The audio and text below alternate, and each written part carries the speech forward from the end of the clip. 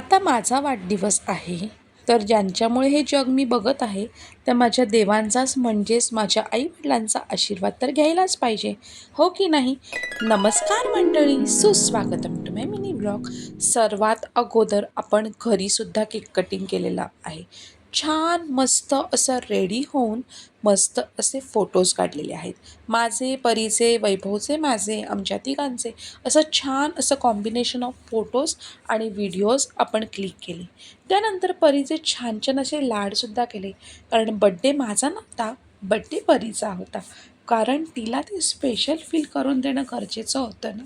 आणि मग काय, आपण सगळं काही छान घरी सेलिब्रेशन करून मस्त असा टाईम स्पेंड करून आपण आईकडे जाण्यास निघणार आहोत. तिच्याकडे जाण्याच्या अगोदर आपल्याला एक पेस्ट्री घेऊन जायची आहे, कारण तिने तसा निरोप आपल्याला दिलेला आहे की तुम्ही घरातून येताना माझ्यासाठी एक पेस्ट्री घेऊन या, कारण मग मी खाली जाणार नाही जाणार, मला जायला मिळेल की नाही, म्हणून तुम्हीच येताना पेस्ट्री घेऊन या. म्हणून आपण ओ केक्समधून मस्त स्वीट अशी पेस्ट्री घेतलेली आहे आणि ती आपण आईकडे जाऊन कापूयात.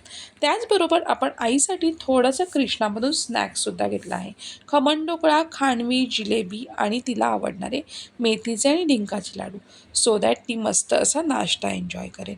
आपण आईकडे पोचलो, आईने आपलं छान असं औक्षण केलं. मग माझा वाढदिवस मस्त असा साजरा झाला आणि स्वामींचा आशीर्वाद घेऊन आपण बड्डे डिनरसाठी निघालो. अर्बन तडका ह्या इंडियन रेस्टॉरंटमध्ये आपण आपला डिनर केला. परीने छान एन्जॉय केलं, आईस्क्रीम खाल्लं आणि अशा प्रकारे माझा वाढदिवस छान पद्धतीने साजरा झाला. काही कडवट आठवणीसुद्धा आहेत, पण मला त्या मनात ठेवायच्या आहे, कारण तुमच्यापर्यंत फक्त पॉझिटिव्ह गोष्टी पोचवायच्या आहे.